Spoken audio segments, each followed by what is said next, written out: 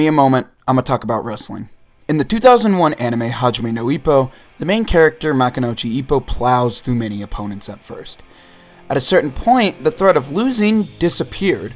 Right at this point in the show, however, a challenger appeared, Ije Date. Date is the world champion. However, what kind of gave it away is that if you were watching the anime after its TV release, is that there were still so many episodes left in the season. It wasn't time for Ippo to win the belt.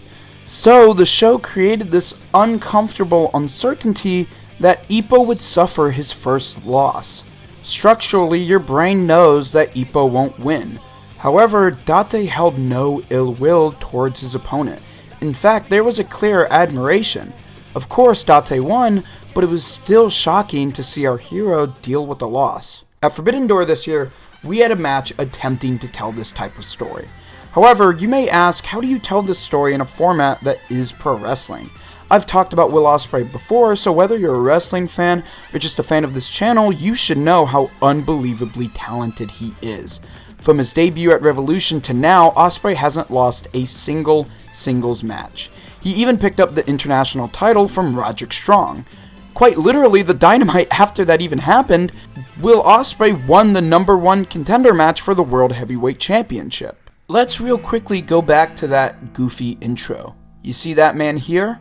That is the current World Heavyweight Champion of AEW, Swerve Strickland, and that other man? Will Ospreay.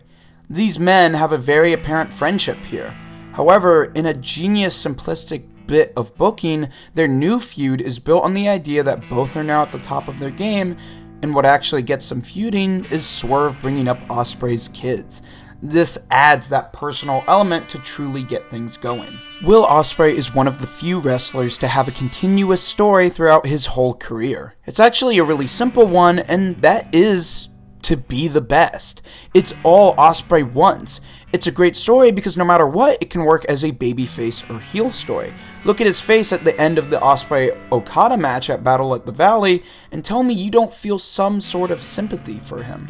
Swerve's story is a lot more complicated, and trust me when I say this, but I can't talk about it here. Mostly because I want to make a video on it. To sum it up briefly, Swerve went from someone let go by WWE and then going to AEW to prove he has what it takes. Trust me, I really want to talk about Swerve Strickland vs. Adam Page, which is my favorite match, or rather was, I can't tell after this. Remember when I said that structurally the Ippo vs. Date fight was predictable? It's predictable here because Swerve's title reign just begun, and Ospreay already has his own title. It wouldn't make sense to unify them. Unlike that Ippo vs. Date fight though, this match actually has no villains really. A part of us wants either one of them to win. This makes their consistent back and forth structurally compelling because there's never a point where we're booing. This is what's so underrated about the babyface versus babyface mirror match because it then becomes just this absolute joyride to watch. I want to skip to the final 4 minutes. The rest of this match is a blast, so go watch it, but this is where I can talk about the best part. Will Ospreay by accident murders a referee in this quick sequence where after Ospreay stands there not believing the brutality in his wake, gets hit by a poison Rana, but he immediately hits Swerve with the hidden blade. They're both down, and in a callback to last year's Will Ospreay vs. Kenny Omega, which is my favorite match, or rather was, because I legitimately don't know anymore after this, I'm serious, the nasty, despicable Don Callis gives Ospreay a screwdriver. Of course, Ospreay being the babyface struggles to take it, unlike the vicious murderer that was last year's Ospreay. However, Swerve's manager, Prince Nana, fights Callis off, and Ospreay tries to defend Callis by cornering Nana with the screwdriver, thinking he's doing a heroic act. However, the audience boos Ospreay. Really, the only time a boo chant happens in this match. Ospreay corrects himself and stops, but as soon as he gets in the ring, the most vicious house call I've ever seen lands. Swerve wants to end this as soon as possible, so he awaits for a referee before hitting his other finisher, the Swerve Stomp. This was a great subversion of the stupid wrestler pinning with no referee because it actually highlights a wrestler's intelligence. However, Ospreay kicks out, even with the back-to-back finishers. It's a crazy moment that was unexpected, but whatever. Ospreay no-sells more than your average wrestler, so it makes sense. An aggravated Swerve immediately breaks his arm before hitting a house call by itself. Notice how for once in this match, a continued string of a wrestler dominating is happening. Also, one of my favorite little things is how we see Ospreay give up. He's clutching his arms, seething in pain before his face neutralizes after hearing the Swerve's House chant. This is where his physical body leaves him, so naturally he shouldn't kick out, right? 1, 2, 3, no, again, Ospreay! How did this happen? He should be dead, but he's still kicking. Ospreay doesn't know where he is, but all he knows is that he must win. He stands up immediately, tearing his elbow pad off, and tries to hit the hidden blade with his broken arm while barely being able to stand. That fighting instinct finally gave out here. Swerve just takes the hit like a champ, while a tired, broken Ospreay remains in his arms.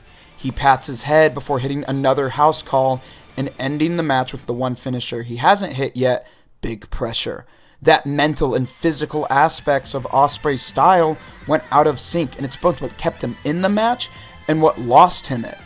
Ospreay was not ready to take on Swerve Strickland, but even then, the respect was fucking earned.